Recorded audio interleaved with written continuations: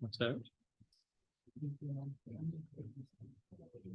Yeah, 'cause I know the one, when we were at Tucker or at T&D the Saturday night, the guys on both sides of us were part of the auctioneer team, and they were talking about somebody buying that one for 110,000, and then somebody buying another one for 120, and then I see the gas station or whatever it was, went 183.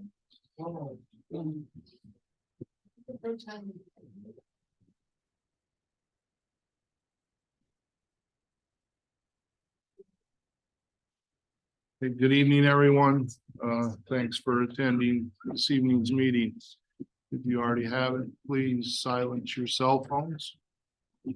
City of Anamosa City Council Agenda.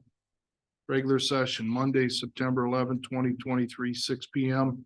Anamosa Library and Learning Center. 1.0 roll call. Here. Here. Here. Here. Here. All council members are present. 2.0 Pledge of Allegiance. I pledge allegiance to the flag of the United States of America and to the republic for which it stands, one nation, under God, indivisible, with liberty and justice for all.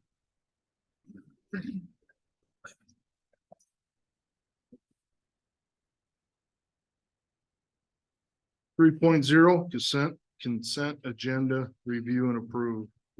I will read both items listed, and then council has the option to approve them in a bundle or as individuals. Item A, minutes from August 23rd, 28th, 2023 regular session. Item B, current bills. Move to approve. Second. I do have a question on bills. Rich. In the water fund for Ignite Communities, it says water leak Fawn Creek. Is that for Fawn Creek Mobile Court? That's correct. Yeah. So, but isn't that their private water lines? So what did we pay $1,100 for what? We attempted to go out there for locates and assist during that operation. We had a small accident, made the leak a little bit larger. So we had negotiated an agreement between them and us to pay for our portion of that. And they paid for the private portion. Okay.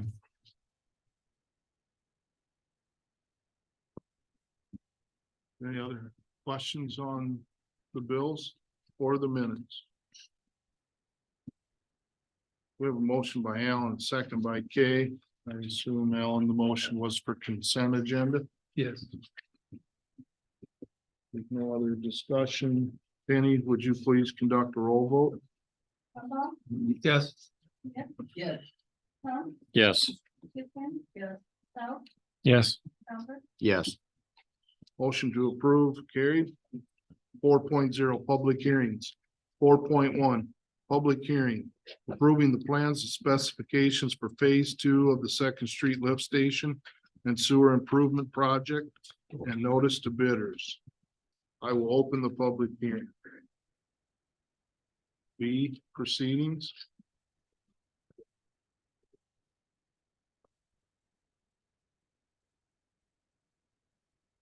This would be the portion of public has comments to step to the podium.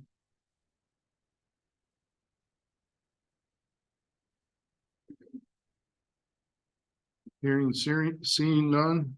Item C, I'd entertain a motion to close the public hearing. Motion to close. Second. Who second? Teresa? Motion by Rich, second by Teresa.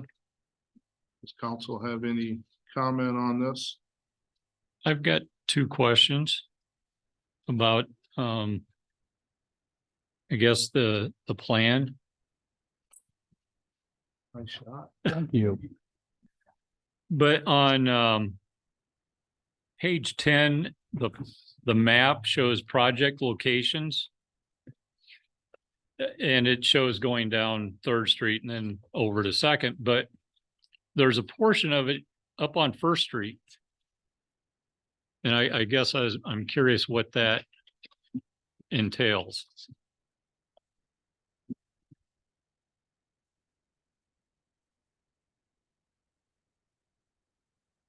Steve?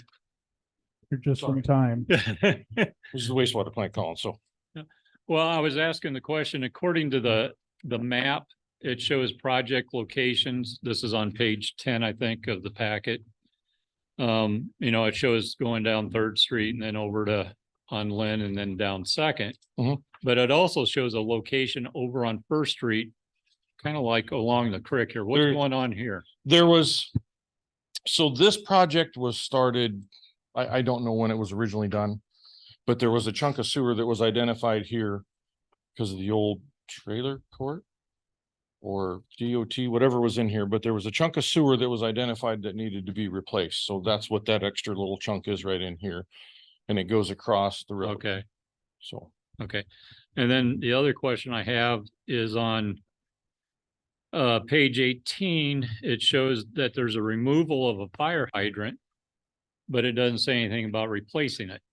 there, it's supposed to be there. Okay, because it I'll doesn't, double check that. it doesn't state it in the plan, but it states for signs being removed and replaced, but it doesn't say anything Okay. about the fire hydrant being replaced. I will double check that, but yeah, it's supposed to be the one over here at Lynn and Second, Right, because it's the way the road is, if you stand there and you look at the intersection to widen the intersection out, the hydrant's too close, so that's why we have to move it, okay, but I will check on that. okay. Did you get enough clarification on your first question? We do have Jonathan contact. That's not his project though. That's not his? No. Okay, thanks. So, yeah, it's, if there's a sewer line, I did not realize that was going to be part of the lift station project, but that makes sense. It was, like I said, it was identified in this project whenever it was first concepted and I left it there, Okay, so.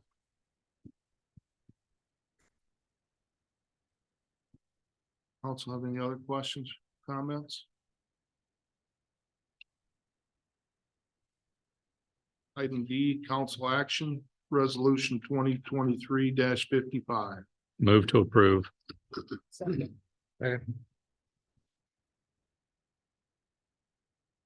Was this, that second by Teresa? Okay. Okay, sorry. Well, I do need to back up.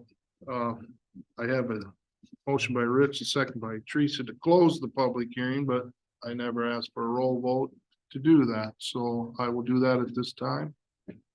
We'll start with Tom. Yes. Yeah. Yeah. Yes. Al, Yes. Albert, Yes.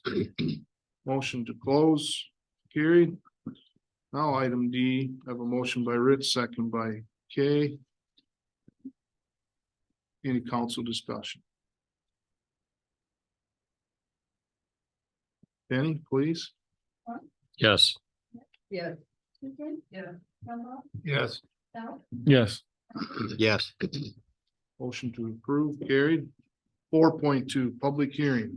Approving a grant application for the wastewater flow equalization improvement project through the Community Development Block Grant Program of the Iowa Economic Development Authority, selecting Snyder and Associates as the engineering firm and committing a local match from the city of Anamosa. Item A, I will open the public hearing.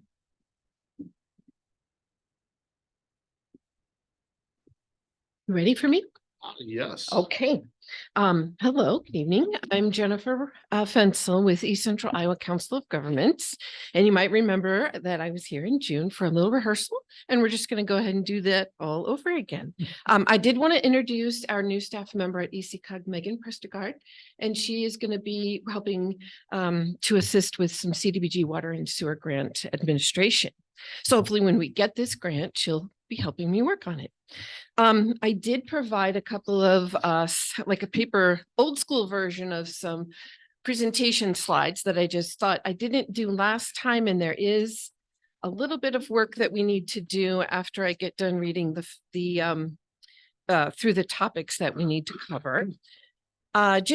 And I don't know, probably you've heard this before, but this is kind of our ECOG, introducing who ECOG is and reminding everyone of our region, the counties that we serve, Jones County being one, and some of the areas where we do work. So if you go on the second page and the 2 slides there, you have the leveraging state and federal resources is kind of our main thing, and then doing planning for our communities.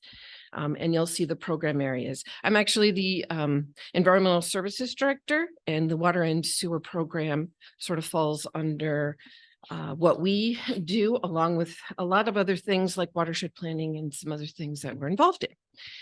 So if you go to the next page, you'll see at the top, there's a slide that has some blue bars on it. These are just the topic areas. And if you'll remember last time, I needed to read a script into the record, and I'll provide that to Penny later to be included in the minutes.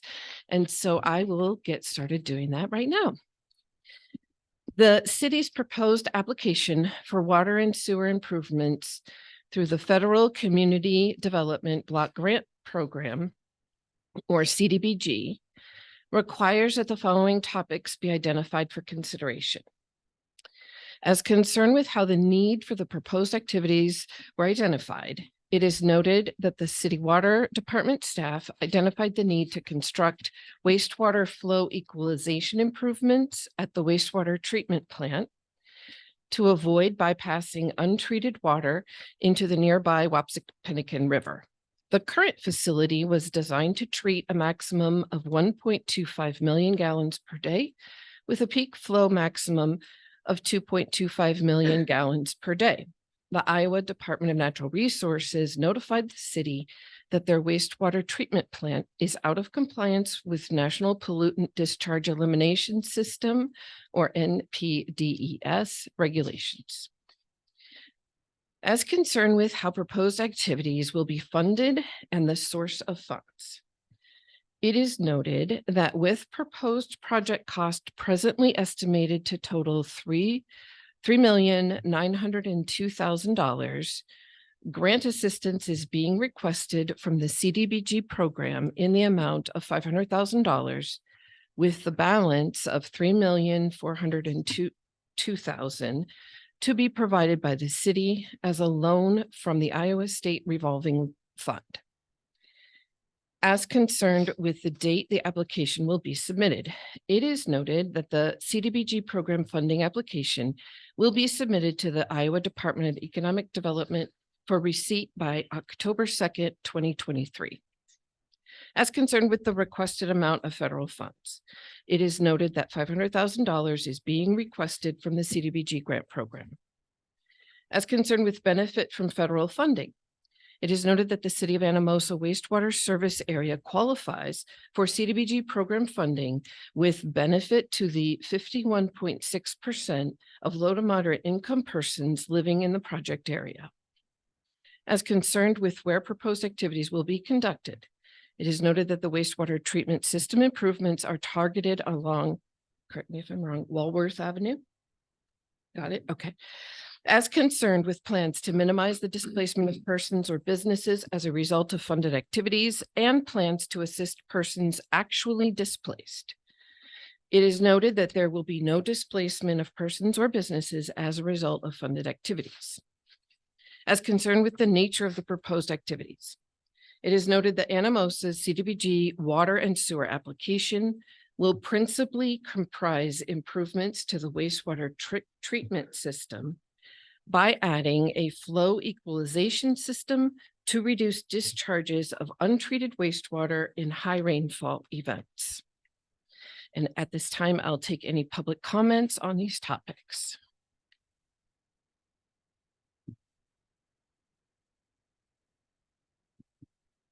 Okay, thank you very much. So that concludes that part. And then you'll see the next slide on page 3 talks about the community development and housing needs assessment. This is a requirement that CDBG applications have sort of been evolving to make these a little more important part of the application process. And so you'll might remember that when Tom Gruis probably came to you and did a public hearing very similar to this, he would have done a community needs assessment. I think was that for the facade program, the Main Street facade program? I'm thinking about a year ago. And so we do have a needs assessment kind of, I guess, to start with, to go through this process. But because of the way the requirements are written, we need to review it and reaffirm that these are in fact still goals and priorities for the city. And we need to do that during the public hearing. So bear with me. And that's why I made slides. So hopefully that it'll make it go a little, be a little less confusing, but please stop me if you want to interject. Or if we have something listed that's already done, please let us know that, and we will strike it from the list so that we have the most up-to-date needs assessment for your application. So the first part, we need to identify community development and housing needs for low to moderate income residents for the benefit, particularly. So in your last needs assessment, you had public infrastructure would to do public infrastructure improvements that would with affordable taxes and utility rates. And it was noted that sidewalk infrastructure would be something that would be a good goal. In the housing area, increase and rehabilitate housing stock in the city, particularly at an affordable cost for LMI residents and seniors. And it notes that new homes for LMI home buyers are being constructed. Is that something that's happening, or should we leave that as a priority?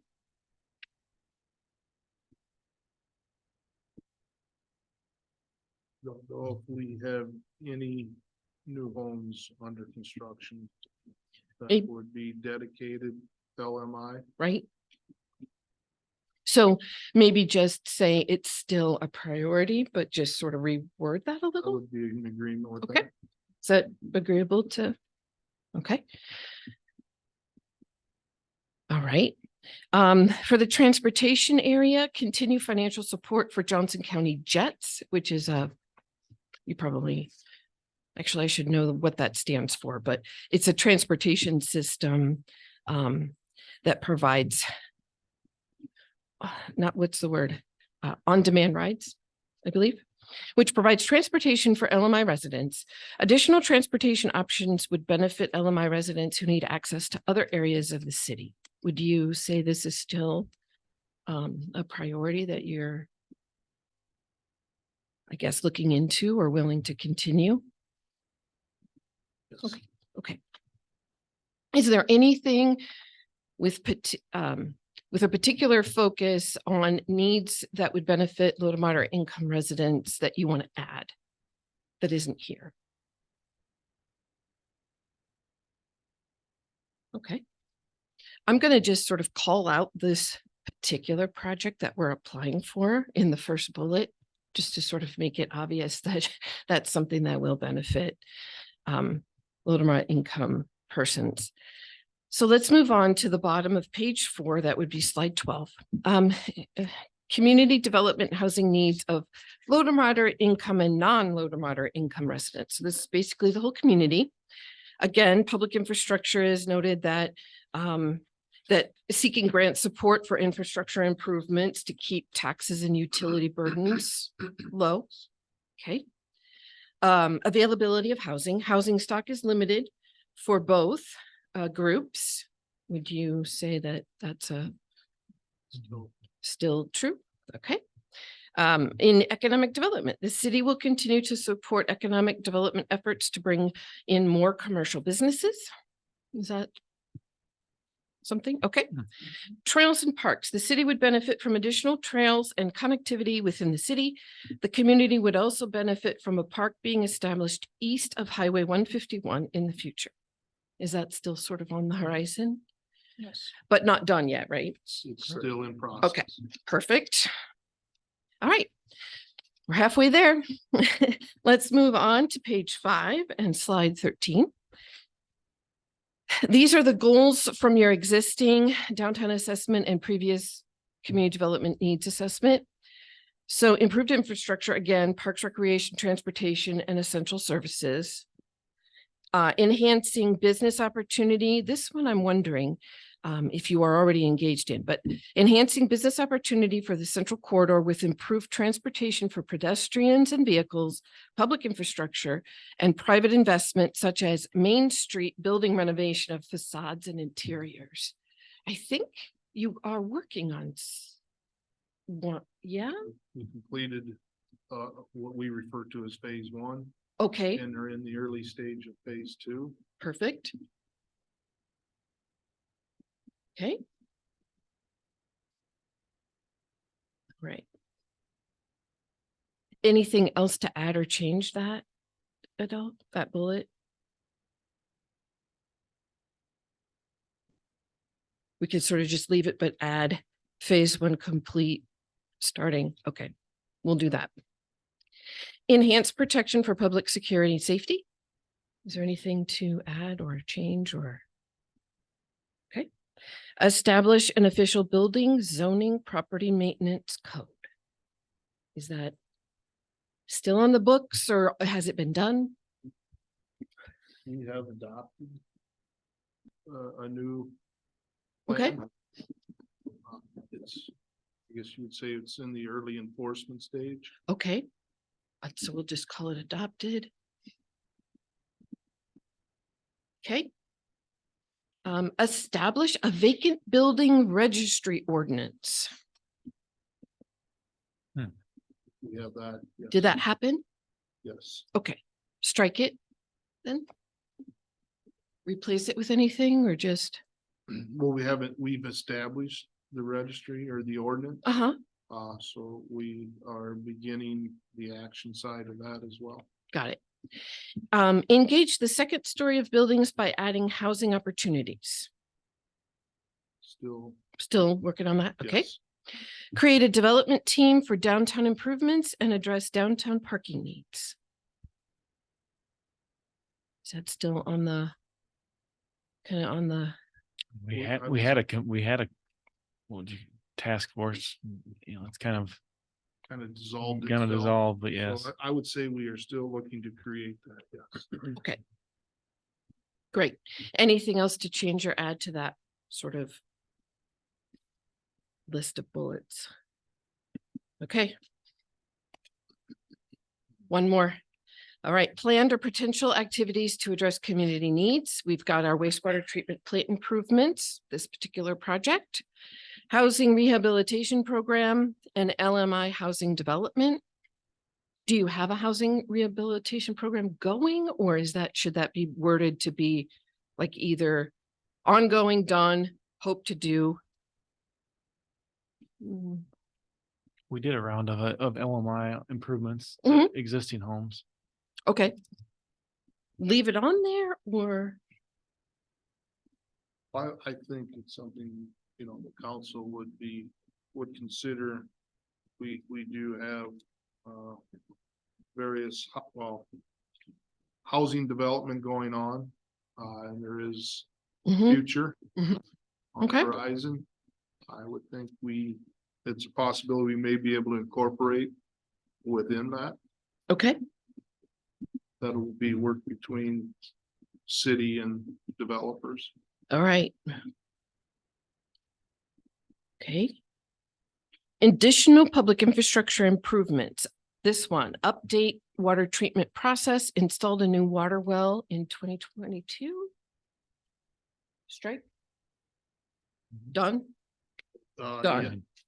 Yeah. The new well it's not online yet. It is online. Okay, anything else beyond the well? To the update treatment? We're switching from pouring gas to the hypochlorite. Okay.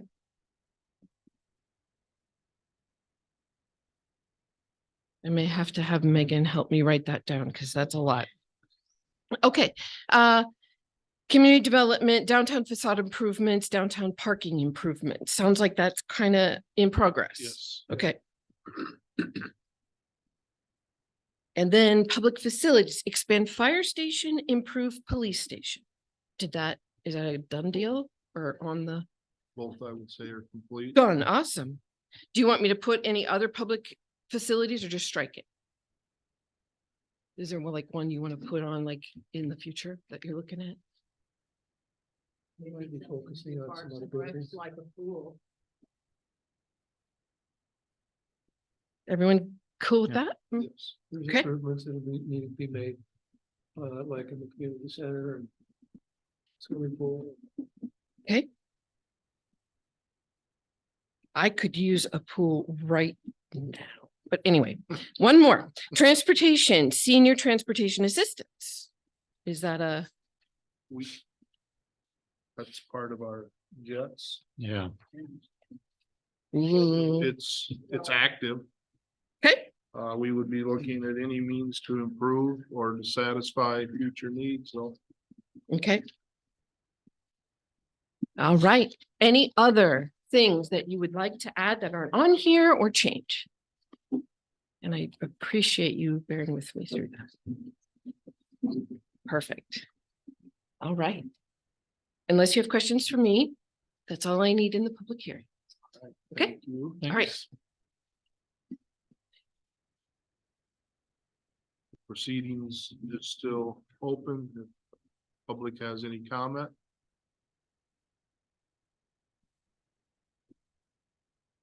Item C, I'd entertain a motion to close the public hearing. motion to close, Public hearing. A motion by Alan, second, second by Rich. Council discussion. Penny? Yes. yes, Yes. Yes.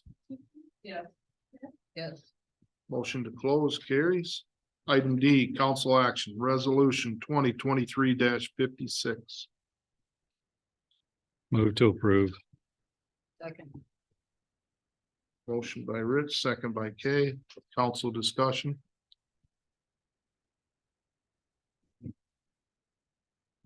Penny? yes, Yes. Yes. yes, Yes. Yes. Motion carries. 5.0 council action items. 5.1 facility update wastewater treatment plant blower, Steve Agnish. Good evening, Steve Agnes, Utility Superintendent. So I've made this a little easier, so I brought a little show and tell. Blowing that. So that is a diffuser that's in the wastewater plant. There's 480 diffusers in the wastewater plant. Earlier this summer, we was doing maintenance on them, pulling them out, power washes them. We noticed there was about 24 that was plugged that needed to have work done to. So I ordered some more, got them in. We put them in place. Found out that the ones that are still left in the plant that we have not replaced yet have a life expectancy of about 5 years. We're at year 10. So we ordered them, got them coming. They'll be here in about 3 weeks, 4 weeks. It's going to be about $20,000 to fix this. Friday, we had another one. We had a blower go down, unfortunately. So having several conversations with Aeromod, we think that has been our problem. Since the membranes are past their life expectancy, it's harder for the air to get through them. For whatever reason, the manufacturer is telling Aeromod that with age, they constrict the holes and then it's harder to get the air through. So the blowers are working twice as hard to get the air out to the plant like they need. So like I said, Friday, we had another blower crash, one of them that we just rebuilt. This is not a new blower. This is one of them that we had crash. And then we took in, they was able to rebuild it. I'm still waiting to see about the warranty on it. But I just wanted to make council aware of what's happened and what we're doing to try to rectify this and what we have found out from several phone calls with Aeromod. Talking with J.C. Cross and the Quad Cities. We are looking at the blowers that we have right now are made in Germany. We ordered one in, I think it was March, and it's supposed to be made in October. So we haven't seen it yet. They are recommending that maybe we switch blowers, that they can bring a different model blower that they carry on the shelf or is easier to get parts for instead of these German ones. So we're looking at that avenue also. But like I said, after talking to Jeremiah on Thursday and Friday, we figured that it'd be a good thing just to let you guys know what's coming down and what has happened and what we have surmised with my conversations with Aramod. And I did actually have somebody from Aramod here, he was stopping to see a plan, I think, in Center Point. And so he'd never been here. So he pulled in and we had a conversation for about an hour about things. That was one of them. So, like I said, just wanted to give you guys a heads up what's coming down the pipe. So when you see the bills coming in from Aramod and possibly J.C. Cross. So, but any questions for me about this? Like I said, there's nothing in the book. I went through the book to try to see that says, hey, after so many years, you need to replace this. I didn't see that. It's just one of those things that I think they forgot to pass on. Maybe, I don't know. But If that's the bogey in the equation, did you say that they recommend changing them out every 5 years? yes, they do. And there's 100 and There's 40 some? 480. So what we're gonna do is we're gonna cut the bands here, and we're just gonna change the membrane. But it's still about $50 just to change the membrane and get the bands. The PVC piece that's in the middle, we'll just reuse them. That'll stay the same. We're just gonna recycle the piece on the outside. So. Maybe something to give consideration about future budget times, Yes, no doubt. yes, it will be put in there. So that way Some type of revolving schedule. yes. As you're doing your research, is there any other item out there that would work better? I mean, the city of Anamosa cannot be the only institution going through this. One of the biggest key that we've come up with also, and we've been doing it the last 2 years is pulling them. You pull up the whole, there's 6 of them on a spreader arm that we take a union out, we'll pull them up, just pull them out to the end of the tank. We power wash them off. That's the biggest thing that they're telling us is make sure you're power washing them at least once a year. So we've been doing that the last 2 years, we've done that in the spring. So. Well, it sounds like the other thing is make sure about every 5 years you're changing them out. Yes. I mean, instead of trying to milk it to 10 years, do the maintenance and get it done on schedule. Nope. So, like I said, I just wanted you guys to be aware. After having a conversation with Jeremiah, cards are on the table, so.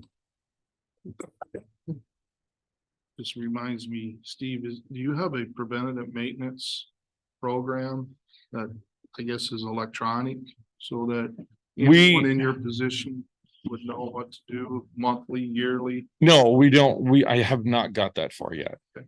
It's still in process. We've been working on it, but it's still in process.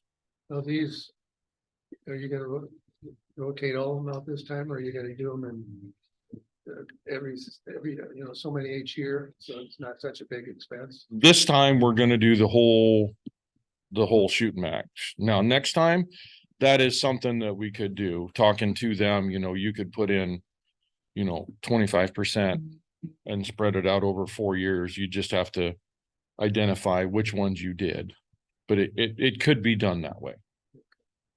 The biggest thing that threw the red flag was when we changed out the 2 arms and we put them back in the tanks. We turned the air on to the arms where the diffusers were, and the difference it made. We had to throttle them back, actually shut the ball valves down because there was so much air going through these. It would have starved out the other diffusers, believe it or not, in the tank, because it's just, these are flowing so much better than the old ones. So So just out of curiosity, how long will it take you to change that, say, one of them out? So it'd be just a couple minutes to do this because we're getting the tool to do the crimps. So you take a pair of side cutters, cut the two bands, take a utility knife, slice the membrane off. As long as it's clean, then you can just slide a new one on and clamp the bands and go. You don't even have to take this off if that's all it is. If they're plugged, then we'll have to take them off and it'll take more time.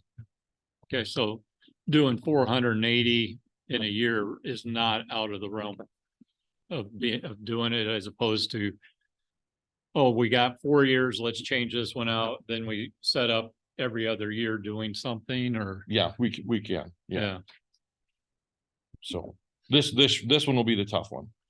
It'll be trying to get them all, so keep everything balanced is the key. Okay. So. Okay, Thanks for that update, Steve. I guess I'll just stay up for the next one if you have any questions. Perfect. 5.2, resolution 2023-57. Awarding the contract for the wastewater treatment facility tank demolition project and authorizing the city administrator to execute the appropriate documents. Move to approve. Second. Motion by Kay, second by Jeff. Council discussion? well, just for the public, just to let them know that Boomerang is the one who had the winning bid on this. Any public comment?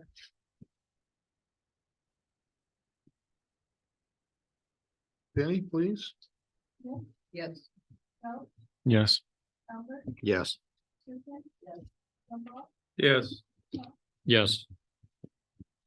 Motion carried. Congratulations to Boomerang. 5.3, resolution 2023-58.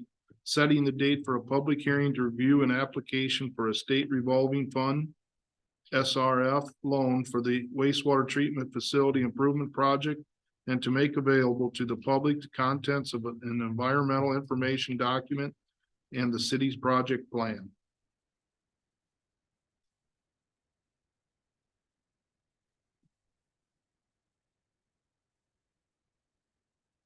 I'll make a motion to set a public hearing for September 25th.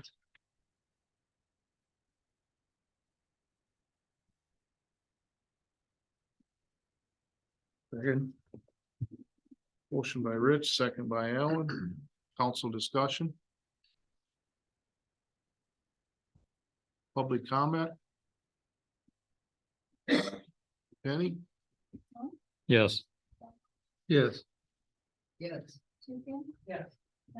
Yes. Yes. Motion to approve carried. 5.4, resolution 2023-59. Amending the professional services agreement pertaining to the wastewater treatment facility improvement project. This one will be with Jonathan if you want to ask Jonathan some questions. Also, we can chime Jonathan in remotely if you have questions. Or we can proceed with approval or denial of this agenda item.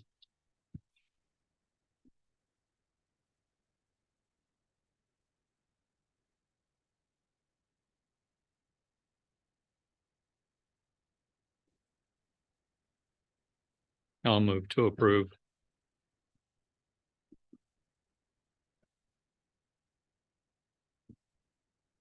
Second. Motion by Rich, second by Alan. Jonathan, I see you're sitting there tentatively. Doesn't appear council has any questions unless there is information that you feel is necessary to provide. Looks like your services will not be necessary. You have information to provide. Would you give me a head shake? Yes? That's nothing. So I guess I do have one quick question. So this part of this is a garage building. I mean, that's addition. I mean, are we replacing in an old building, or this is just new space that we We didn't have, have? okay, so with this project, we are converting one of the tanks that's down by the equipment building at the wastewater plant. Okay, since its location, the storage building that is right beside where we park the jetter, the dump truck with the excavator on it, the end loader that I have, and other stuff, there are some blowers and equipment that has to be put someplace. Well, it's the route is to put it right there, so it's right next to the tank, so then I'm gonna lose storage space. So my thought was just to go on the end of the building and add on 3 bays and make it a little more user friendly. I believe I showed Rich that day. Right now, it's kind of a tight fit to get everything in there. And we just figured we'd add 3 bays on the end so we could make it easier to back everything in. And then we'd have room for the blowers and the other equipment that we need for the sludge part of the project for the thickening tank. What's the cost associated with that portion of the project? That'll be a Jonathan question.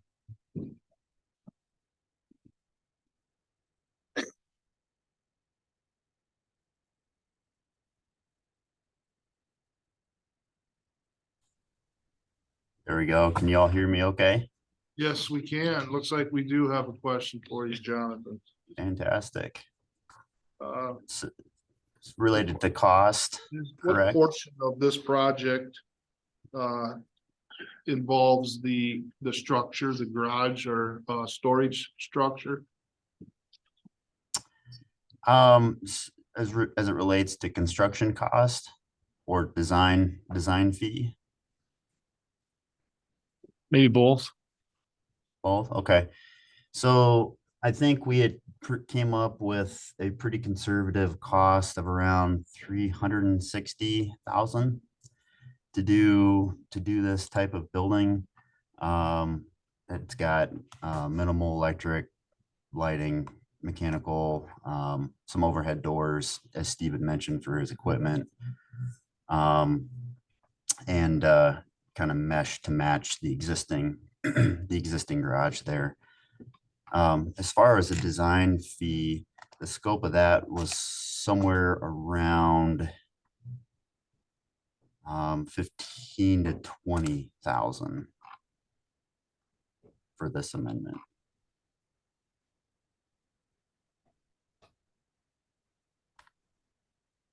What square footage would you say you're losing because of the equipment going in? Equivalent to like 1 bay, or It's basically the size of the end loader. But if you never come down and seen how the building is, how everything is shoehorned in there, it's Yeah, right now I've got 2 compressors and a receiver tank and some valve panels to get into that northeast side of that of the existing building there, close to the sludge holding tank. yes. So Steve will end up losing just a little bit of his square footage there for equipment. And I don't have any place else to put the stuff because it's also big.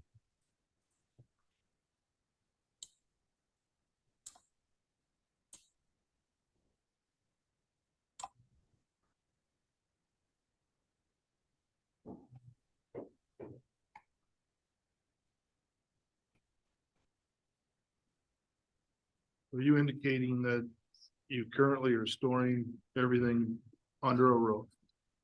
Would removal of that, you lose all that storage? No, I will lose the corner where the end loader sits. That's the corner that I'm gonna lose. So then I don't have no place to store the end loader. The thought was by it. This is hard to describe.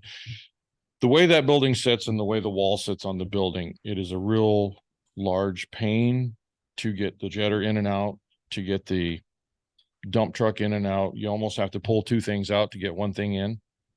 You have to almost empty the building to put anything in and out. Just because it's long and narrow and the way it's set, it's a great building. It works real good, but it's sitting the wrong direction. So the idea was to just put the 3 bays at the end of the building and we just put heat and lights in it. That's all we need. So we could just have a bay. It'd be basically 3 bays, one to put the dump truck and the trailer in, one to put the jetter in, the other one to put the loader in, or no, I'm sorry. One was for the jetter, one was for the dump truck and the trailer. The other one was then so we could actually unload the excavator and not have it sitting on the trailer 24/7. So then we could actually put it on the floor and not be compressing the springs on the trailer all the time.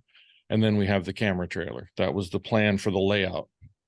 It would then open up the rest of that building. We would be able to get little things in there and still use it from the other door, but it's just not, because the way it's built and where the door is, it's hard to get anything other than a single piece in there, if it makes sense.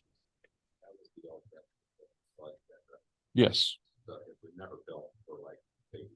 Correct. Other than the height. It was a tall building put on it, so.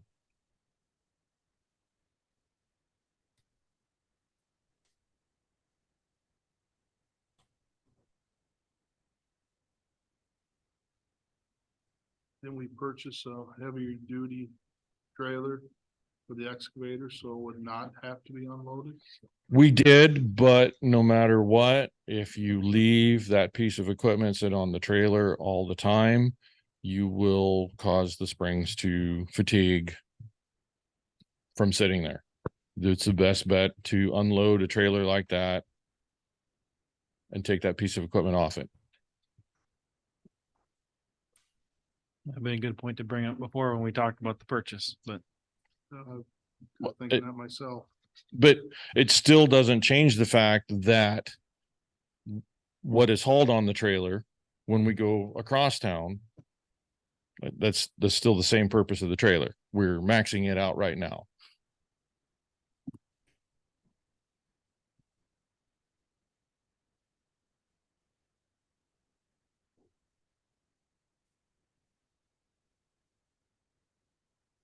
Also have any other questions, comments for Steve or John?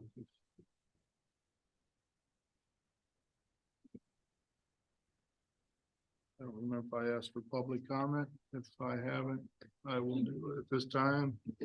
If I have, then you get around to then. We have motion by Rich, second by Alan to approve. Benny, would you please conduct a roll call? Yes. Trumbull, Yes. Elmer, Yes. South, yeah, yes. yes. Yes. Motion to approve carried. Thank you. Thanks, Jonathan.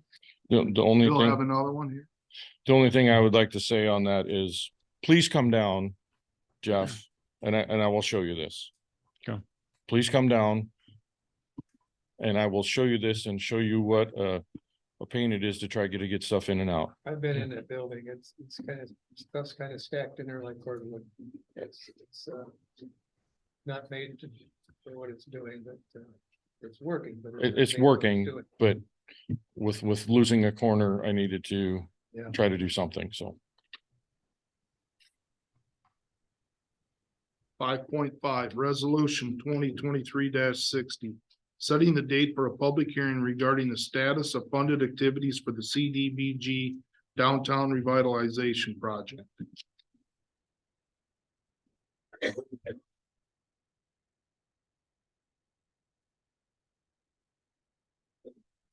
This Derek. portion. Mhm. So Derek Lumsden is remote. We can bring him online if council has questions. Well, I'm gonna make a motion to set the public hearing for September 25th. Second. Is that you, Brooke? Yep. Motion by Rich, second by Brooke. Council discussion. Public comment. Benny, please. Yes. Yes. Yes. Yes. Yes. Yes. Motion to approve carried. 5.6, review and approve stormwater pollution prevention plan, SWPPP, liability and responsibility agreement with Boomerang Construction for the Old Dubuque Road Extension Project. Move to approve. Second. Motion by Kay, second by Alan. Council discussion.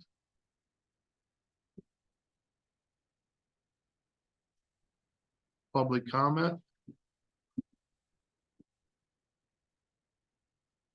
Penny, please. Yes. Yes. Yes. Yes. Yes. Yes. Motion to approve carried. 5.7, review and approve consent agenda. Pay request totaling $46,074.31. I will read the items. Council can make a decision to bundle or individualize. Item A, from Snyder and Associates in the amount of $33,839 for the US 151 grade separation and roundabout project. Item B, from Kleesner's in the amount of $6,402 for asphalt repairs to the Lawrence Community Center parking lot. Item C, from HR Green in the amount of $964 for GIS services cemetery. Item D, from HR Green in the amount of $500 for the wastewater WTP disinfection system CPS. Item E, from HR Green in the amount of $3,118.31 for the Jordan Well number 6 construction amendment to project amendment 2. Item F, from HR Green in the amount of $210 for Sycamore Street resurfacing and ADA ramps. Item G, from HR Green in the amount of $341 for the 3rd Street sidewalk extension project. Item H, HR Green in the amount of $490 for the sidewalk program. Item I, from HR Green in the amount of $210 for the Northlands project civil plan review. Move to approve consent. Motion by Jeff, second by Alan. Council discussion. Public comment. Benny? Yes. Yes. Yes. Yes. Yes. Yes. Motion to approve carried. 5.8, discussion of possible action. Request to overturn reversal of dangerous, vicious, aggressive animal designation. Ashley Lestich.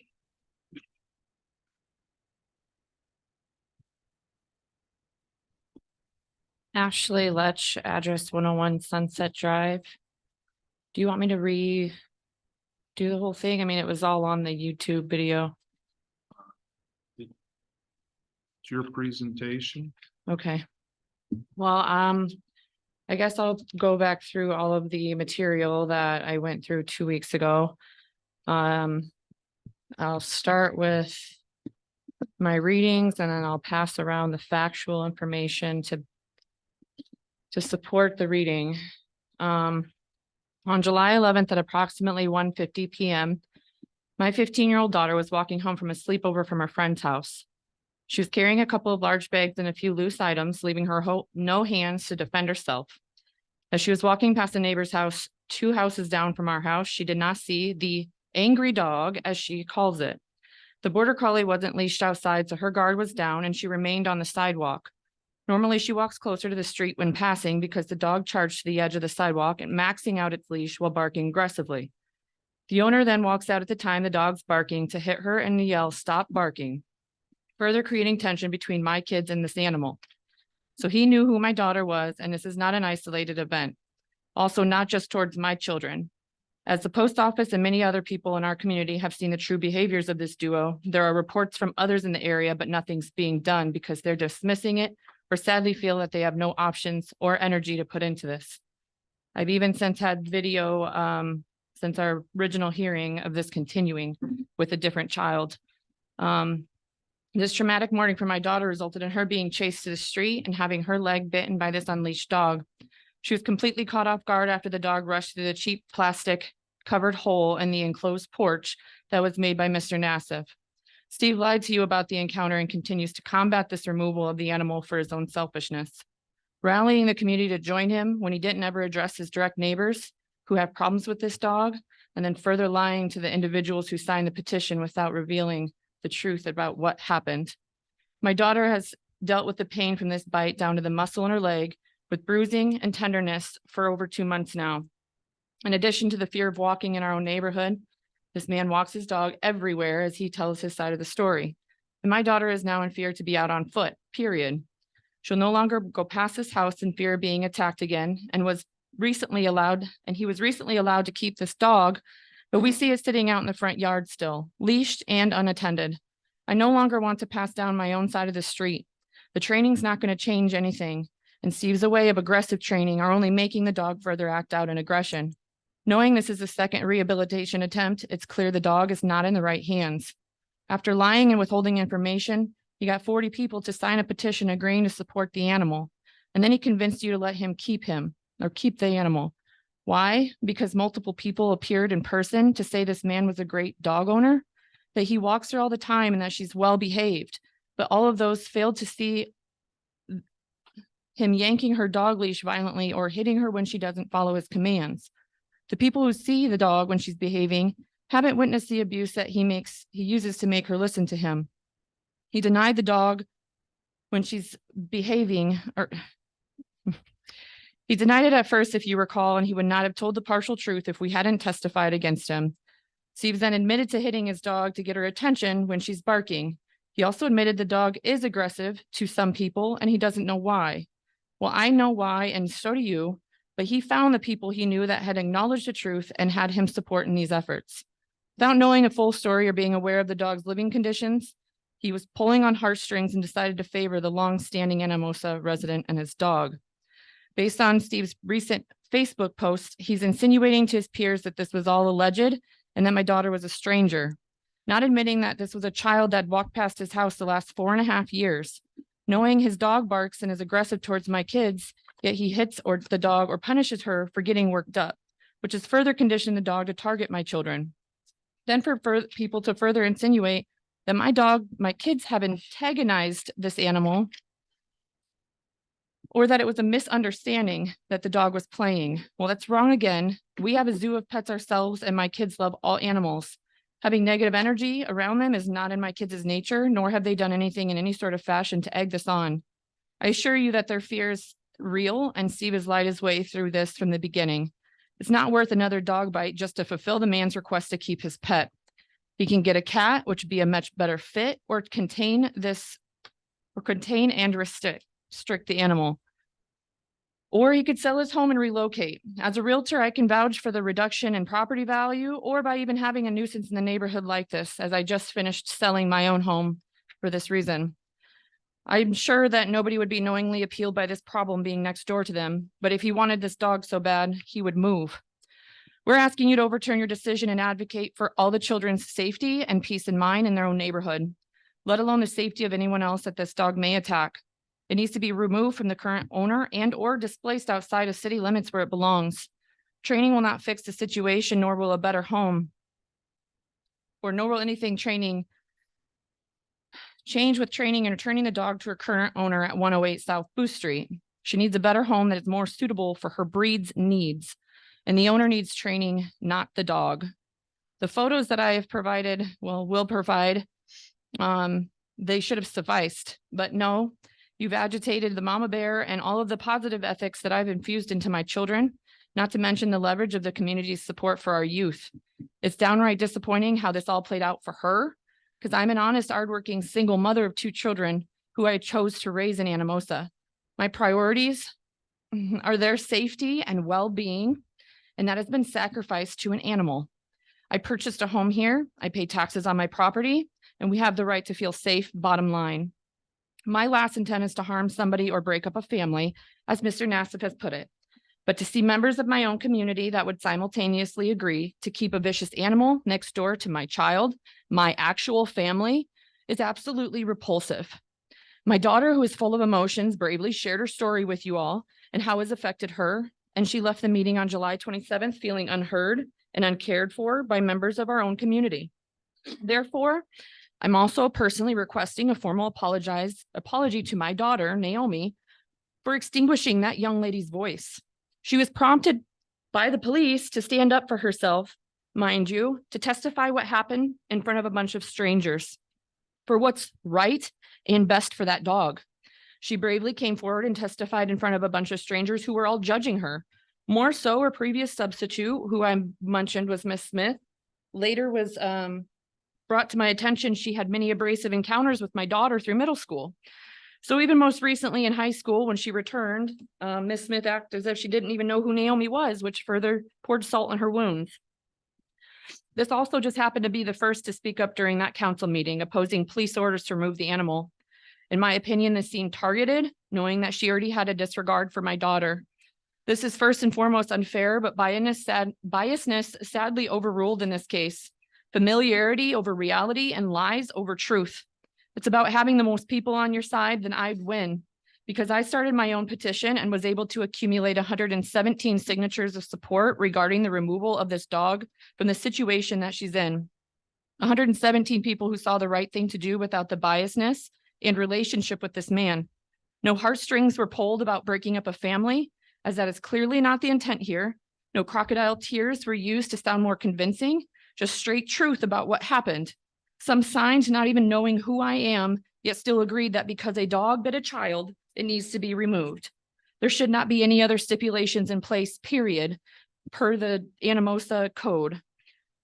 Training does not take biting out of a dog that is already aggressive, and any dog trainer will state that dog owners should be aware that the dog that has displayed behavior like biting, it will be in the dog's behavior repertoire that the behavior could repeat again, even years after not appearing, and even with the best trainer helping you. I've done further research regarding vicious dog ordinances, as well as unleashed dog laws that were not followed. There are also protocols not followed in containing the dog for the 10 days following the dog bite for examination and safety measures. And the wrong decision was made here, period. I'm asking you to do what's right. If this was your neighbor, your child, your grandchild, half of you, I'm sure, would have taken matters into your own hands. The other half, I'm sure, at least I hope, would be standing in my shoes defending their child. This man's truly lucky I have a love for animals, but he's the one at fault here. His abuse and negligence are why this dog attacked my child. Please remove the dog before she ends up in a worse scenario and someone else gets hurt. Because I've sold my house and have already relocated, I've since found that the dog's now across the street from my new residence, which is not solving any of our matters. But now the house belongs to a man and his wife with 7 children, whom I know would be more supportive in the removal of the dog. And I've since talked to them and they are also in support of this action. To further show you the evidence in regards to what's happened, I provided photos first of which showing the door the dog ran out of that it was not leashed from, as well as a progressive photos of my daughter's dog bite, which was on the back of her thigh. I've included facts based off of the Jones County leash ordinance, as well as tethering of dangerous animals as part of how long they should be leashed and alone. These are all per the website of code ordinances and Anamosa. Another one based off of the definition of dangerous and vicious animals and keeping them, or again, it says that once it's bitten one person during the animal's lifetime, it constitutes it as a vicious animal. The request for hearing, obviously I underline on here that it was an unknown person that was bitten and they were claiming that they were walking past. Either way, he acknowledged my daughter and had a clear understanding of who she was. So this just goes further in ordinance. I've included my petition signatures. You'll see some of them are from Anamosa, some of them aren't even in the state of Iowa, but plenty of them have been on both sides of this scenario and support either decision because they know how sensitive the matters are. Trauma from other people who've been bitten by dogs, one of which was even a border collie, and they expressed their adult trauma even to this day that they've got from these dogs. I've got comments from petitions of people saying that Anamosa is notorious for ignoring aggressive dog complaints. So it's just being noted that this is an ongoing issue, we're not getting resolved. I've included all of Mr. Nass's comments from his Facebook, as well as the one where he commented or sent a private message to somebody who signed my petition, who's a close relative of mine, telling her that she needs to check her facts and how dare upsets me that you believe her lie. You can read it yourself. But bottom line, it seems to become very abrasive in regards to this and what he would have done if it was something that happened to his dog. I'm sure he would be acting in regards to my child and it's her negligence, but it's not in that fact. The kids or a person should have more safety than an animal. I did put more facts here about border collie. They're not an aggressive breed, but they do need a job. Signs of aggression may be due to health problems or stress. They need plenty of exercise, mental stimulation, and be happy and well behaved. And if they show aggression towards kids and strangers because they weren't properly socialized as pups, something that she's not just going to get trained out of. So bottom line, my daughter was standing up for herself rightfully, and everything that Anamosa has said online says the dog should have been removed when it was first asked. I am just asking now for it to be handled properly.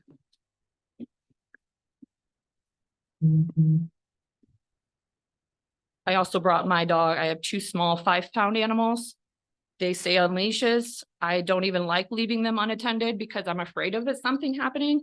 Now I live in a neighborhood that's completely full of animals, and I see this one out wandering, and my daughter doesn't want to be out now in our new neighborhood. It kind of followed us.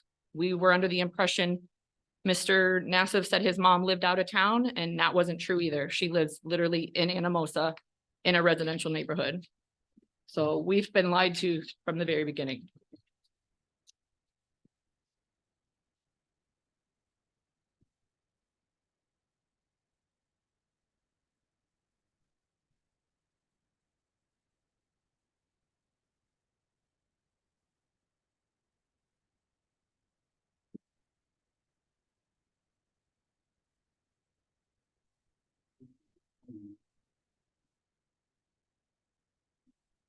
Council, do you have any questions at this time for Ashley?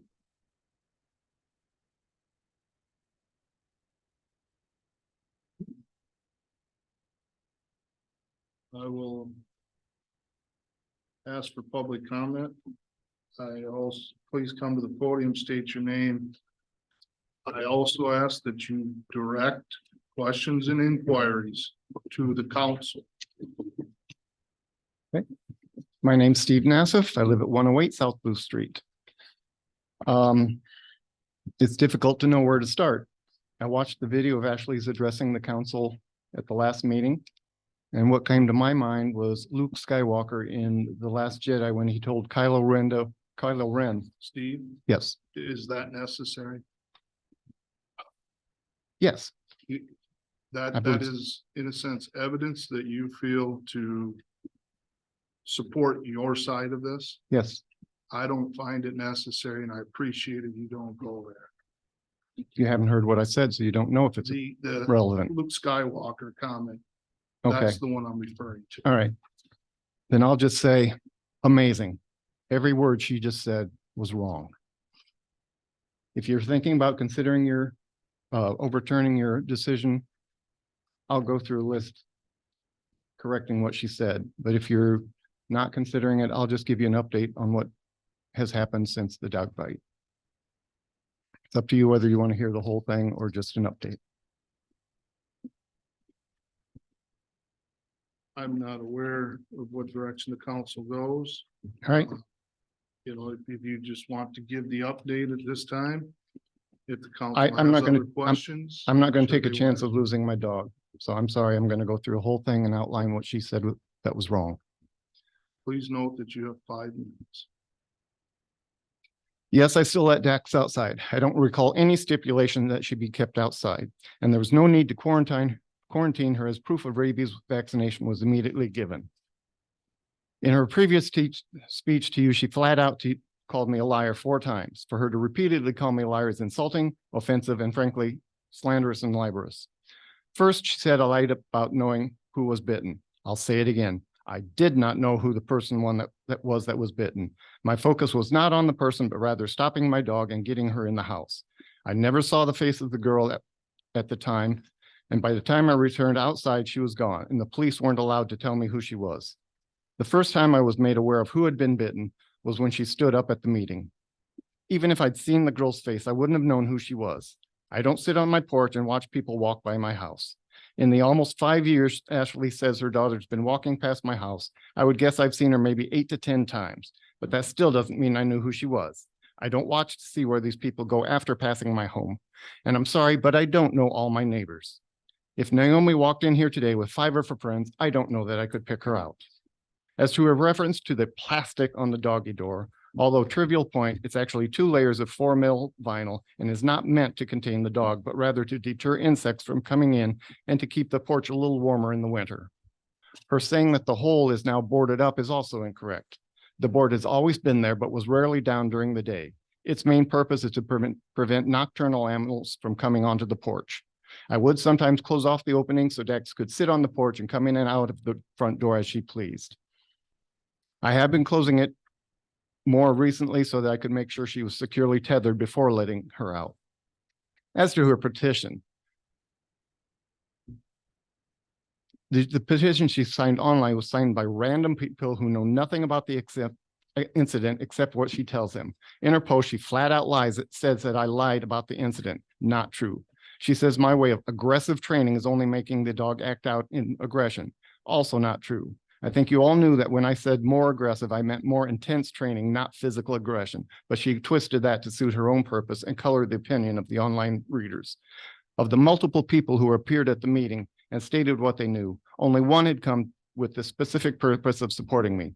The other 2 were here out of their own reasons, but felt compelled to say what they knew. The one who did come to support me has known me for nearly 50 years, and outside of family, there is no one better qualified to tell you that I'm a good dog owner and would never abuse any animal.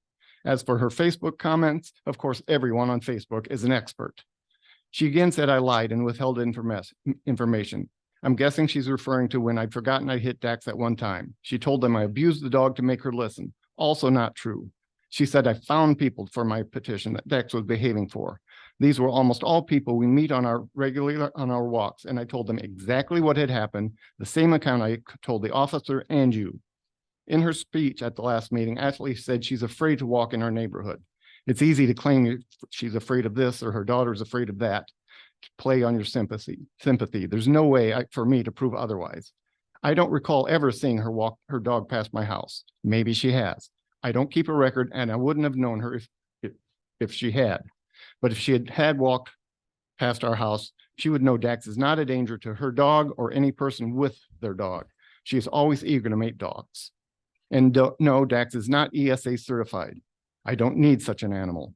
Unless I'm mistaken, an emotional support animal needs to be prescribed by a licensed mental health professional to a person with a disabling mental illness. We are, however, working toward the CGC certification, Canine Good Citizen, which means the dog is considered to be safe among the public. I admitted hitting Dax that time when I reacted out of surprise at how aggressive she was towards her son. Since then, I've used a technique I've seen on the dog whisperer, giving the dog a firm poke, not to cause pain, but to refocus the dog's attention. She said the post office and many others have seen the true behavior of this duo. As I stated last time, 2 postal carriers who deliver to our neighborhood, as well as 2 others, have all stated they have no fear of Dax, and her behavior is much improved since I adopted her. And I know of no reports from others in the area that she mentioned. She said I never directly addressed my neighbors who had the problem with the dog. I did not know this was a recurring problem with her daughter. While Dax's behavior is my responsibility to control, Ashley never came to me to say, your dog is frightening my daughter. Please do something about it. If she had, I would have taken immediate action to correct her behavior. I had, however, seen her bark at what turned out to be her son a couple of times, and I worked to correct that behavior. Just 2 weeks ago, on August 29th, Dax was tethered outside when I heard her bark twice. That's to let me know that someone or something is in her sight. I went out to investigate and saw 2 boys at the south end of our block. They continued walking down the sidewalk, and as they got closer, I stood beside Dax, softly repeating the command, quiet, and to sit. We watched the boy walk by without a sound or twitch from her. As I suspected, when they got to Ashley's home, one of the boys walked up the driveway. It was her son. Does this mean I think Dax is rehabilitated? Absolutely not. This is a first step. This is not something that will be quickly fixed, and I will continue working with her until she quietly lays there and watches people walk by.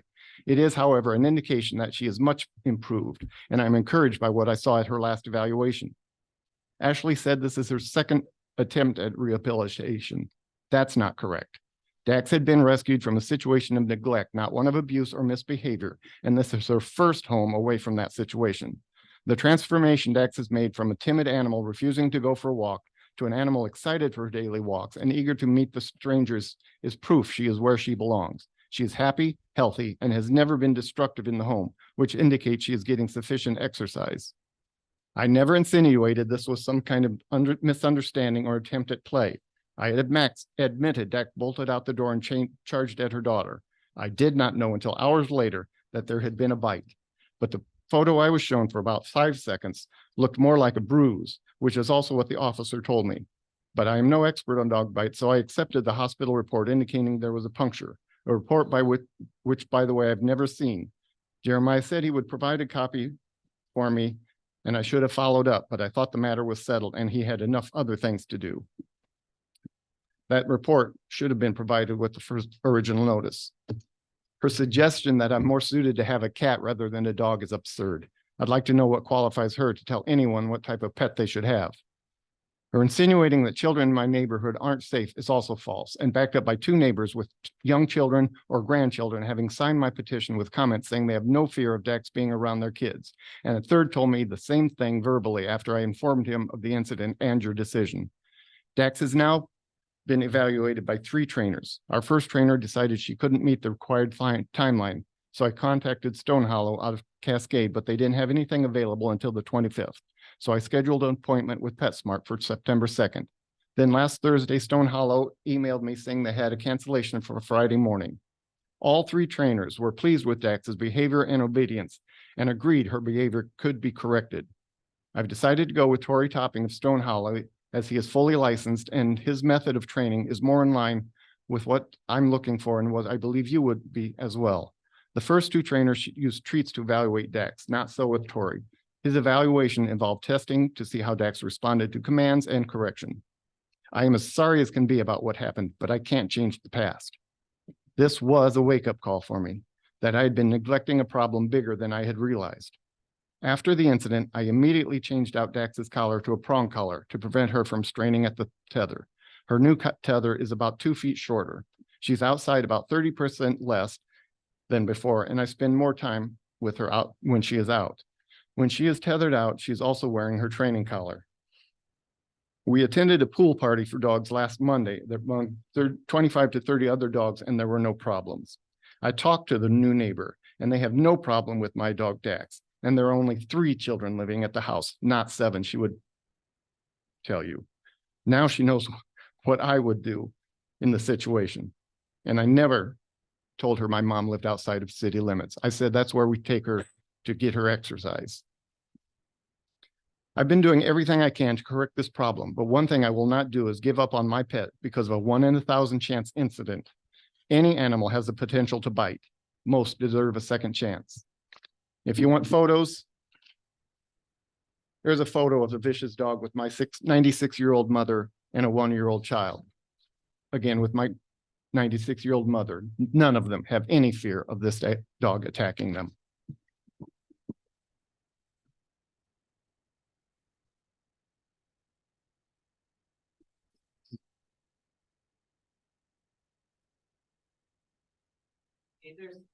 Here's video of the exact scene of what he's trying to describe, and it shows the child walking across the street because they don't want to walk past the dog. And we recorded it so that we don't have this conflict of back and forth. And don't.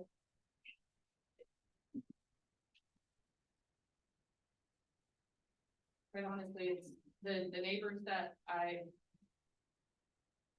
that just moved in, I've been over there today. I'm also, like I said, the realtor on the house, so I've got a lot of knowledge in regards to who's occupying it.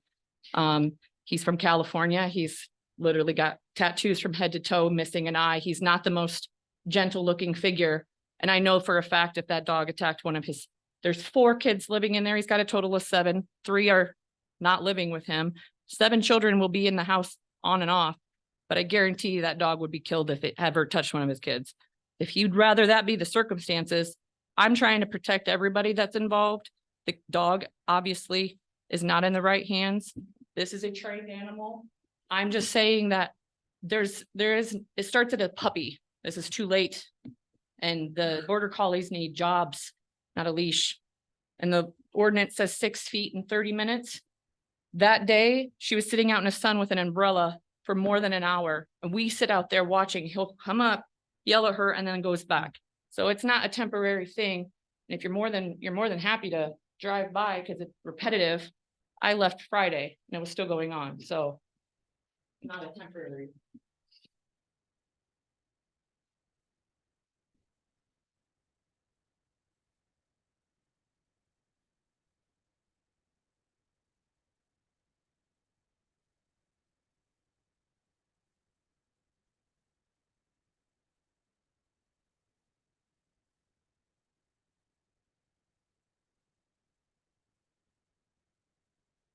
Let me give Jeff and Brooke the opportunity to look at that video.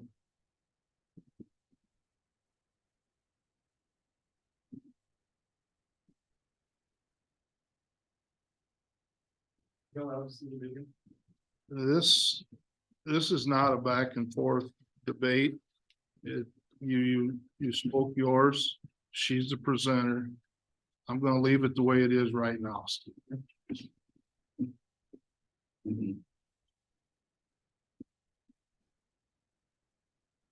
Council, the agenda item before you is a request from Ashley to overturn your decision that you reversed the dangerous, vicious, aggressive. You've heard from Ashley this evening, you've heard from Steve. Do you have questions or comments for either one?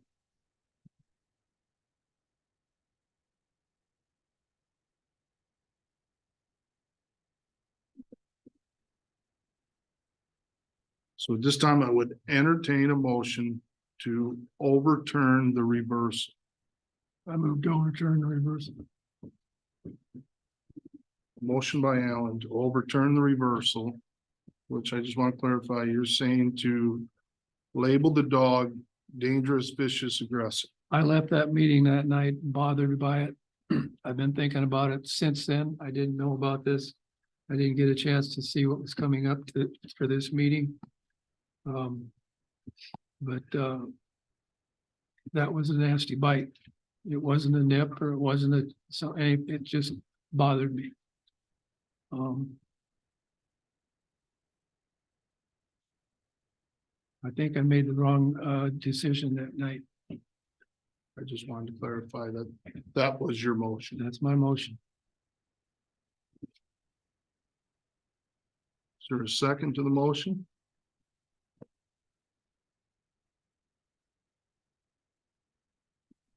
Is there any other comments from council?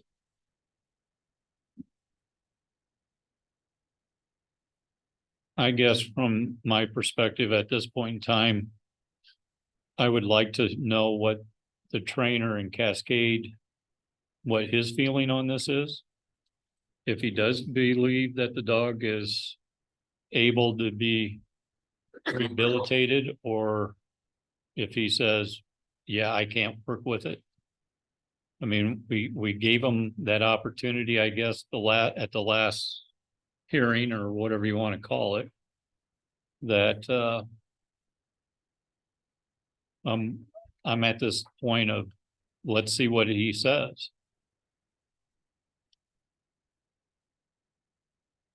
I'd agree with Rich on that, but I'd like to hear something more from the actual trainer. I don't think we have a lockdown trainer yet. It sounds like they've been bouncing all over the place. But how long is it? It's already been 2 months. It was supposed to be free. We haven't made any progress. There's nothing that's gonna take a bite out of the dog. The training needs to go to the dog. So council. We have a motion by Alan to reverse. I understand Rich's comments. Brooke is favoring that. There is the way I took Steve's message is that there is a trainer he was working with just recently. I don't think it's necessary, Steve.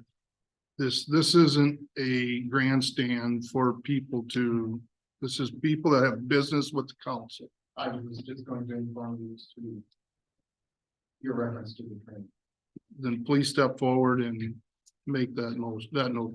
I don't remember if I said in my thing there, but we do have a training session scheduled for the 21st. We met Friday for the evaluation.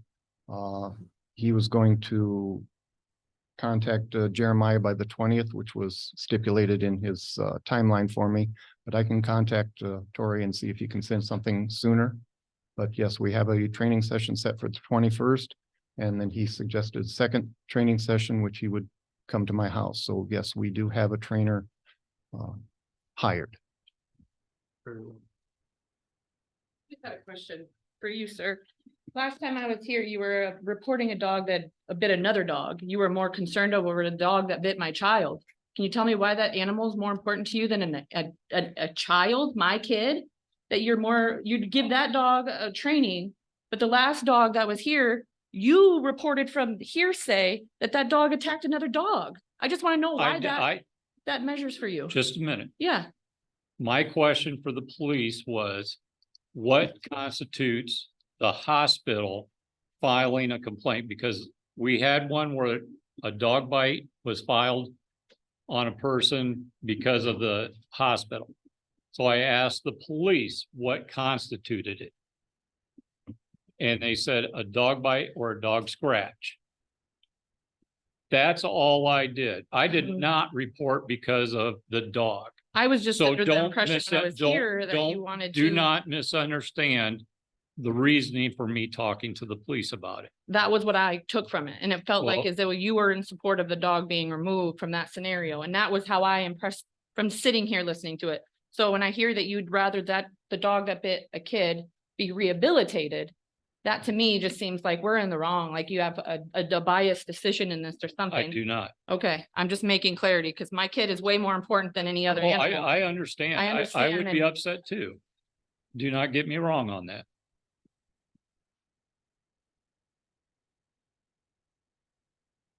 We have a motion on the floor. I'll ask again if there's a second to the motion.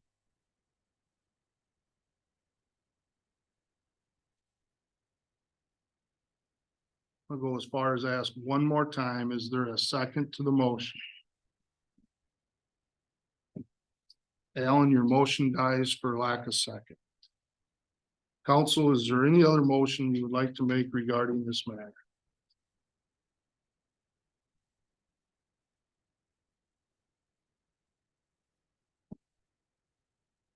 Hearing none, 5.8 remains as it is. 6.0 City Administrators Report. Yeah. I've moved on. We are at 6.0 City Administrators Report. Thank you. Just a couple things. Just want to take a moment to recognize today's date. 22 years after 9/11.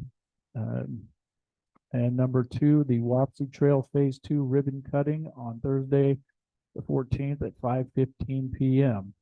Those are the only two things that I have. Where's gonna be The trailhead. out here? Yes. Fire station. Yes.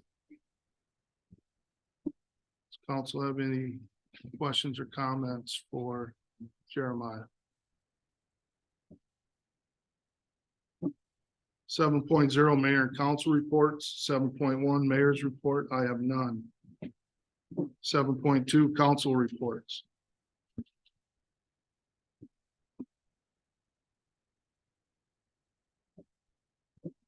8.0 Public Comment for items not on the agenda.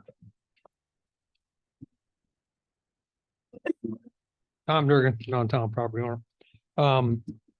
Just want to talk about the bridge for a minute, can? We're gonna try and, I'll back up here a minute. So a couple weeks ago, we took some more pictures of it. We're actually standing on the dam There's no water flowing over it. Our plans are to, if we want to call this a dive, we're actually gonna dive the whole dam. Probably next weekend. But there's some more issues with that. And my understanding is that the Corps of Engineers and the DNR are supposed to have a meeting because this is what I was told. They want to put, and I call them wing dams on the park side to help with erosion for the lower road. I'm trying to find out when this meeting is or if it's going to happen because I think it might be a good meeting for everybody to attend and try to see if there's something we can't do or get some money. I did talk to Jeremiah about this. I don't know if he's found out anymore or not. But that dam itself now you can really see is in really bad shape. There's pieces, there's 4 inches of it missing. It's breaking up pretty bad. So my understanding is talking to the power plant owner that dam is not theirs. Obviously, it's not the city, so it's got to be the DNRs. And like I said before, I went as far as I can with talking to everybody because I'm just a concerned citizen. It falls on the city to kind of talk to, well, also Jeremiah to talk to people. So, but yeah, that's kind of it. I've been trying to get stuff organized because I'd like to get on the agenda for this. I got a bunch of pictures of another bridge and some other information that hopefully I can get my admin at home to put together for me. And I'll present it to you guys, but I guess that's it. I just kind of want to give you an update on, hopefully we can find out when this meeting is and hopefully we can get attendance from the city for this if it happens. Thank you. Anyone else? 9.0 adjournment. This evening's meeting is adjourned. Thanks everyone for being in attendance.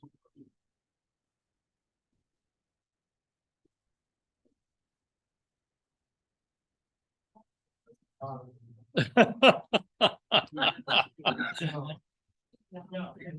appreciate it. Just got these done with me. Jeremiah, nobody had to do this.